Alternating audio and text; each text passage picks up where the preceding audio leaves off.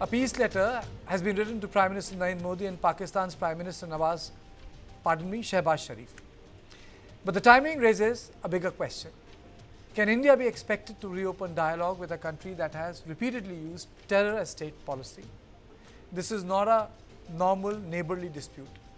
This is a relationship where Pakistan sponsors terror, protects terror networks, and then asks for talks when pressure starts to hurt. The signatories want High Commissioners back, visas restored, airspace reopened, and bilateral dialogue restarted. But India's position after Operation Sindoor has been clear: terror and talks cannot go together. Operation Sindoor was not just a military response, it was a message that India will no longer absorb terror attacks and then return to routine diplomacy. So the debate is simple: should India talk peace while Pakistan's terror ecosystem remains untouched? The letter also calls for reopening Atari Wagah, restoring trade and reviving cross-border travel. But India has already sent a hard message through the Indus Waters Treaty being held in abeyance. For decades, Pakistan enjoyed the benefits of treaties while allowing terror to bleed India. That old formula is over. If Pakistan wants water, trade, travel and diplomacy, it must first dismantle the terror machinery it has nurtured for decades. The peace appeal has now opened a political fault line. On one side are leaders like Mehbooba, Mufti and Farooq Abdullah, who have backed the call for dialogue, diplomacy and people-to-people contact with Pakistan. But the BJP's counter is expected to be blunt and national security first. How can India talk peace with the country that sponsors terror? Pahalgam के ठीक बाद अब cricket खेल रहे हैं Dubai में, क्या हाथ नहीं मिलाएंगे? मतलब ये पाखंड है कि नहीं? इस तरह के पाखंड से बचने का एकमात्र उपाय है कि आप एक तरफ आप ट्रैक टू डिप्लोमेसी में लगे हुए हैं, राम माधव जी का नाम आ रहा है, अभी कभी आकर के हल्का डिनायल होता है। ये जो एक पार्टीशन के वक्त से जो चीज थी उसको अगर हम थोड़ा ईज करें, बहाल करें, इसकी हमने उम्मीद की है दोनों सदर से। जो वाजपेयी जी का था कि आप दोस्त बदल सकते हैं, हमसाया नहीं, मुझे लगता है उस चीज़ को एंडोर्समेंट मिल रही है। तो आज हमने ये लेटर भी इंडिया के प्राइम मिनिस्टर को और पाकिस्तान को प्राइम मिनिस्टर को लिखा है, ये जानते हुए कि कोई भी प्राइम मिनिस्टर कितना भी ताकतवर हो, उसकी जो लेगेसी है वो ये नहीं होती वो कितना ताकतवर था या वो कितने साल प्राइम मिनिस्टर ऑफिस में रहा। उसकी लेगेसी इससे देखी जाती है कि उसने अपने वक्त में कितने कॉन्फ्लिक्ट रिजॉल्व किए। Rather than have respect for the bravery of our armed forces, and rather than have some amount of sacrifice and some amount of sympathy for the victims of Pakistani terror, here comes a bunch of terror apologists, Manoj Jha, Farooq Abdullah, Mufti, all the usual suspects who are saying we should talk to Pakistan.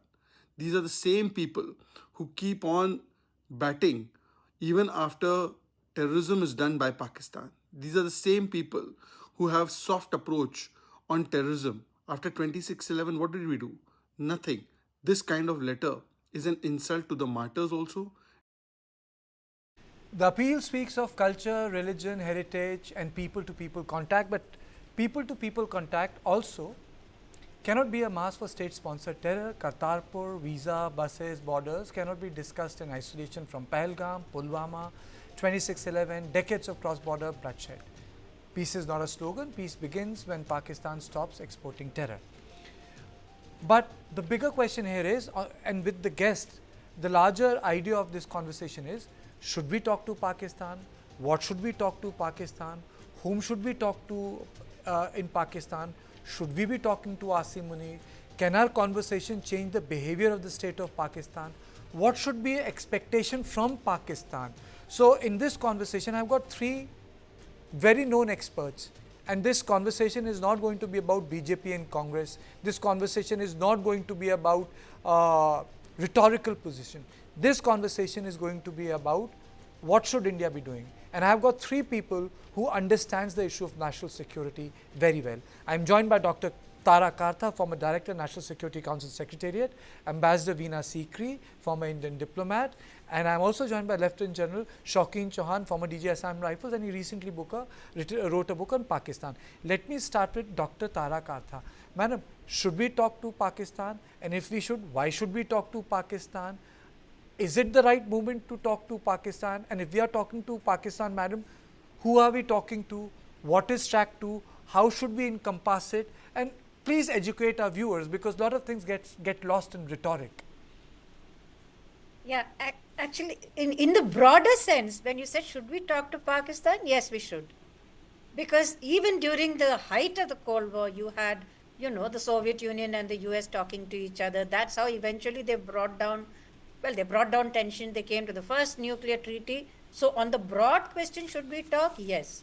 What should we talk about? That is also actually far more narrow. It should be far easier. You say, listen, let's sort out this, keep that Kashmir issue aside, and which is what we've been doing. That was the whole dialogue process was about that. Number 3, at the moment, should we talk? No. How on earth, I'm sorry, how do I talk to a country which is run by a field marshal? What stake does he have in peace?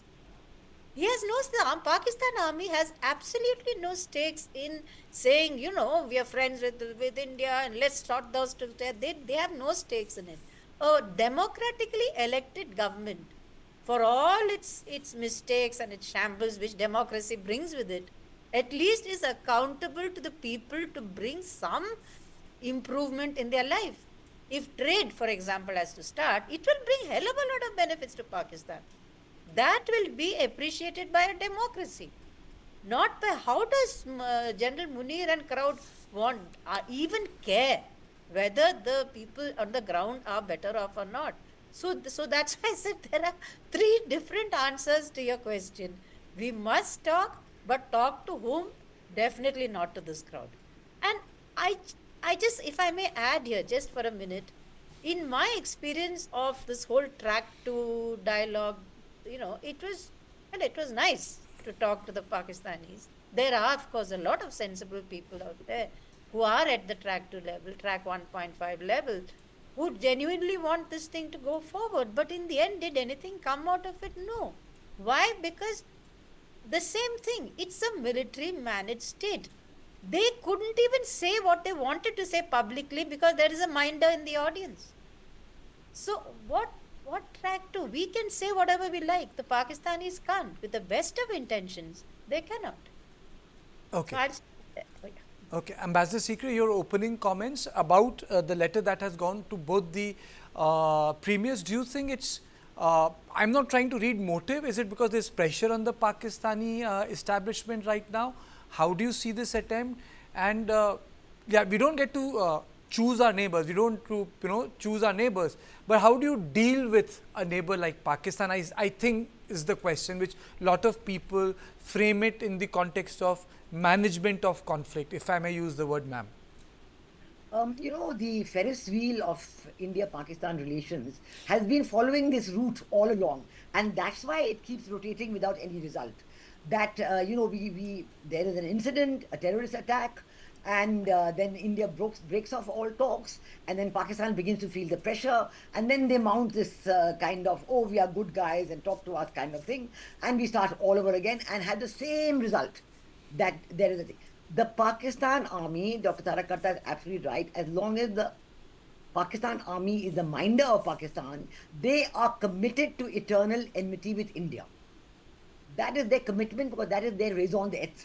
They would not be there. They would not get these huge, bonuses they get, the land they get, if they weren't committed to permanent enmity with India, because that is this Kashmir, so-called Kashmir dispute permanent. What is this? POK, the people of POK are talking about coming back to India. They cannot keep the people of POK happy to be with Pakistan. At the end of 75 years, you've had demonstrations that they want to come back because they're being treated like third-class citizens in Pakistan. The Mangla Dam being built there, the electricity going to the rest, to Punjab, gets 15 rupees a unit, and for POK, it's 50 rupees a unit. So, the point is, within Pakistan, there's such total dissatisfaction. Basically, there can be no talks with Pakistan unless they come with a different resolve on terror. They come with a declared resolve to end state-sponsored terrorism. Without that, there can be no talks with Pakistan. Ambassador General Chauhan wrote a book on that. I attended that function. If terror is a tool of the state, then what do you do, General Chauhan? Karthik, good evening to you. Thank you for calling me for your show. The two ladies are absolutely right. Uh, if terrorism itself is an arm of the state, then all you can do is fight the terrorism with everything that you have, and that means not letting your guard down. Somewhere along the line, the Indian state or the people of India, a few people of India, decide that we haven't talked to Pakistan. Maybe we can give them another chance. As the two ladies said, they don't deserve another chance. There's no question, because nothing has changed.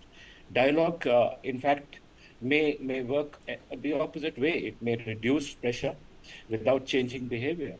The Pakistan Army, I'm convinced, after Karthik, you read my book. I very deeply researched this mindset of the Pakistan Army, as the ambassador Veena Sekri says. Nothing is going to change within the Pakistan Army establishment. They're not going to change. They're going to continue to use grey zone warfare. They're going to continue to use terrorists as a militarized form of their army, irregular, militarized, deniable form of the army. And as long as all these issues happen, talking to them makes no sense, because it simply doesn't change anything on the ground. They're not giving up terrorism. Moment we allow something like that, the security concerns about the border are continue to remain significant. We might get the wrong kind of people coming inside by opening up roads, by opening up buses, by opening up trains. The wrong kind of people might come. We simply don't need them here at the moment. We have to hold a stronger line. We have to tell the world that, look, no matter what, till this particular behavior of Pakistan changes, credibility changes, we're not going to change. Domestic political credibility and public confidence. Major terrorist incidents, just been a year since Pahalgam. And there's already a talk that there's going to be another terrorist attack. Every time this happens, every time we let our guard down, there's a terrorist attack. And every time we are forced to retaliate. And every time the same process happens, as the ambassador said. The circle does not seem to change. So we must never let our guard down with Pakistan. We must understand that Pakistan will continue to do this because it has no other capability of doing anything else. There is no question of a behavioral change in the Pakistan state, because there's simply no reason for it to exist otherwise.